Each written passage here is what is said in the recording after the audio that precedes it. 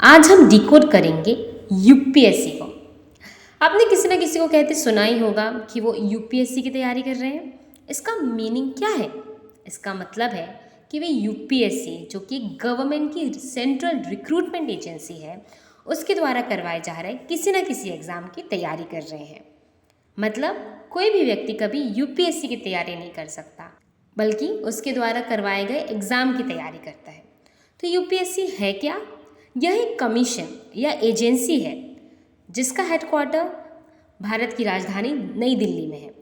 इसको Indian constitution के तहत आर्टिकल 315 के अंतर्गत संवैधानिक दर्जा दिया गया है। इसी के द्वारा सेंट्रल गवर्नमेंट के ग्रुप ए और ऑल इंडिया सर्विसेज की पोस्ट के लिए सिलेक्शन किए जाते हैं। यूपीएससी की 2020-21 की एनुअल रिपोर्ट के अनुसार 25 लाख एप्लीकेशन यूपीएससी के विभिन्न एग्जाम के लिए भरी गई। 3986 कैंडिडेट्स को अपॉइंटमेंट के लिए रिकमेंड किया गया। यूपीएससी हर वर्ष 14 एग्जाम कंडक्ट करवाता है, जिसमें 10 सिविल सर्विसेज की पोस्ट के लिए होते हैं और 4 डिफेंस सर्विसेज की पोस्ट के लिए। इन सभी एग्जाम के बारे में हम आगे डिस्कस करेंगे। पहले हम यूपीएससी की हिस्ट्री जान लेते हैं। यूपीएससी का गठन पहली बार 1 अक्टूबर 1926 को हुआ था। गवर्नमेंट ऑफ इंडिया एक्ट 1919 में एक संस्था को बनाने का मशवरा रखा गया, जो कि भारत में आयोजित होने वाली सिविल सेवा परीक्षा की निगरानी और उसका संचालन कर सके। इसके लिए ली कमीशन या फिर royal commission on the superior civil services in India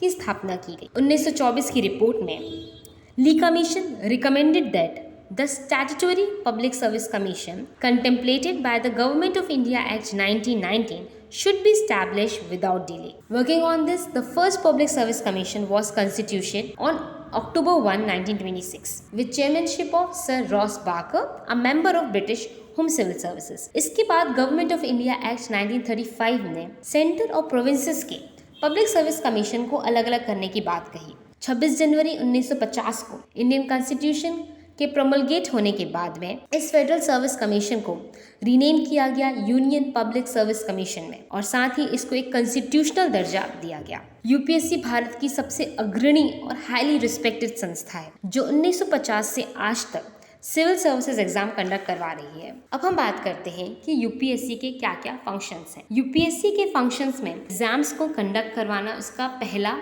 function होता है। इसके बाद यूपीएससी को अलग अलग चीज़ों के लिए गवर्नमेंट के द्वारा कंसल्ट किया जाता है, जैसे appointment of officers on promotion या डेप्यूटेशन, अलग अलग रिक्रूटमेंट रूल्स को बनाने के लिए, डिसिप्लिनरी एक्शंस लेने के लिए, और साथ ही साथ वो सारे मुद्दे जो प्रेसिडेंट ऑफ इंडिया के द्वारा रिफर किए गए। यूपीएससी डायरेक्ट रिक्रूटमेंट भी करता है फॉर डिफरेंट हायर पोस्ट, अलग अलग डिपार्टमेंट्स के लिए डायरेक्टली इंटरव्यू के तहत। तो यूपीएससी हर साल 10 एग्जाम्स, जो कि civil services prelims exam, mains and interview exam होते हैं, Indian forest services exam, engineering services exam, Indian economic service exam, Indian statistical service exam, combined geo scientist examination, combined medical service exam, central arm police force और CISF exam, ये civil services post के लिए सारे exam लिए जाते हैं। तो इस कड़ी में नेक्स्ट वीडियो में हम सिविल सर्विसेज एग्जाम के बारे में आगे जानेंगे। तब तक के लिए इस नॉलेज को आप शेयर कीजिए, क्योंकि ज्ञान ही सर्व समाधान कारक है। जय हिंद।